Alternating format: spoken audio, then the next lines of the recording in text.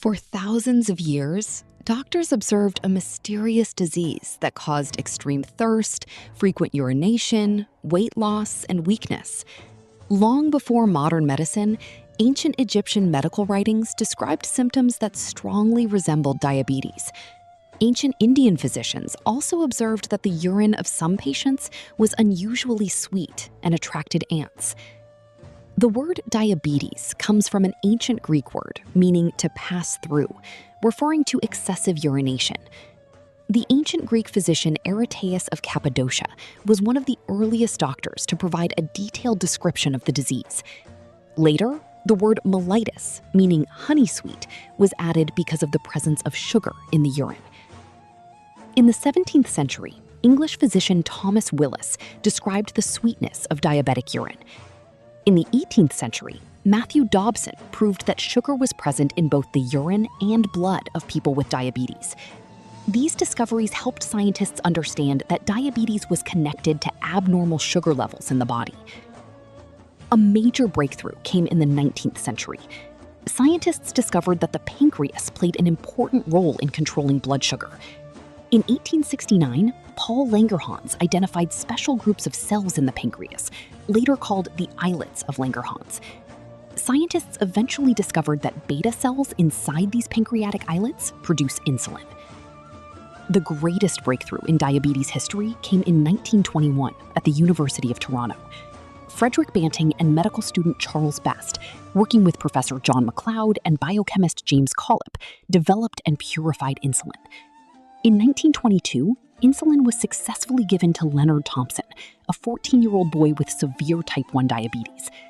Before insulin, many children with severe diabetes had little chance of survival. Insulin transformed diabetes from a frequently fatal disease into a condition that could be treated. Diabetes occurs when blood glucose becomes too high because the body does not produce enough insulin or cannot use insulin properly. Insulin acts like a key, helping glucose move from the bloodstream into cells to provide energy. Type 1 diabetes is mainly an autoimmune disease in which the immune system destroys the insulin-producing beta cells of the pancreas. People with type 1 diabetes need insulin to survive. Type 2 diabetes is the most common form. It usually begins with insulin resistance, meaning the body's cells do not respond properly to insulin. Over time, the pancreas may struggle to produce enough insulin. Genetics, family history, physical inactivity, excess body fat, age, and other metabolic factors can increase the risk. Gestational diabetes develops during pregnancy when hormonal changes increase insulin resistance and the body cannot produce enough additional insulin. Common symptoms include excessive thirst, frequent urination, increased hunger, unexplained weight loss, tiredness, blurred vision, slow healing wounds, and recurrent infections. Some people, especially with type 2 diabetes, may have few symptoms for years. Doctors diagnose diabetes through blood tests, including fasting blood glucose, the A1C test, oral glucose tolerance testing, and other tests when appropriate. Treatment depends on the type of diabetes. Type 1 diabetes requires insulin.